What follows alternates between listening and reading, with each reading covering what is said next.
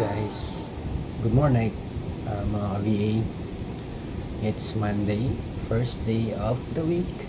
So, samahan niyo ulit ako sa journey ko as an appointment setter or a VA.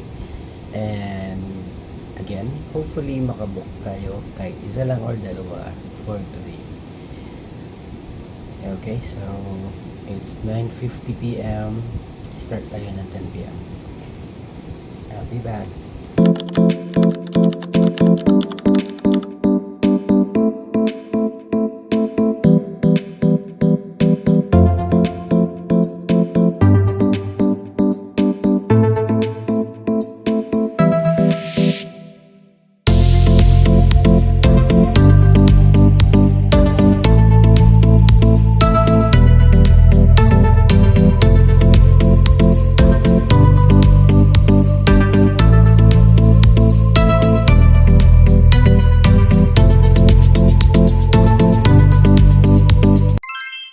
Hi guys, first part of call, wala tayong nabook. So, naka-meeting kami ngayon. I'll get back to you.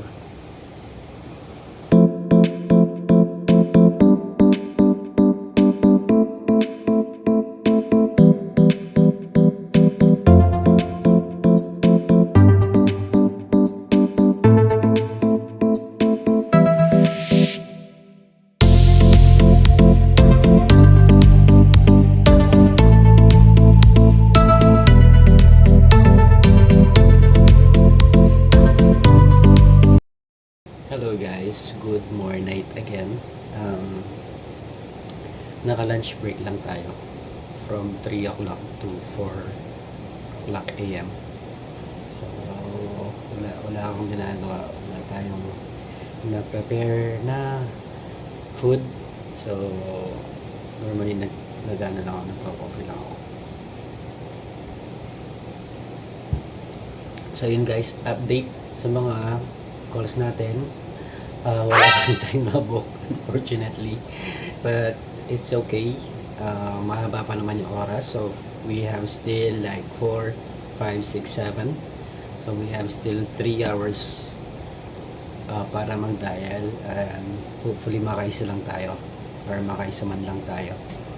I'll get back to you again guys. Thank you for your continued support and for the prayers na rin na sana makabook ako kahit isa lang. Alright, update ko kayo mamaya. Thanks so much. Bye-bye. Break muna ako. Hello, balik na tayo. Nagdadial na tayo ulit.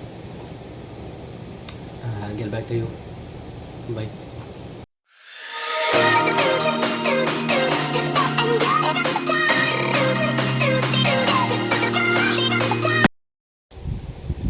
At ayun na guys, tapos na ang shift. Kapagod pag Monday na.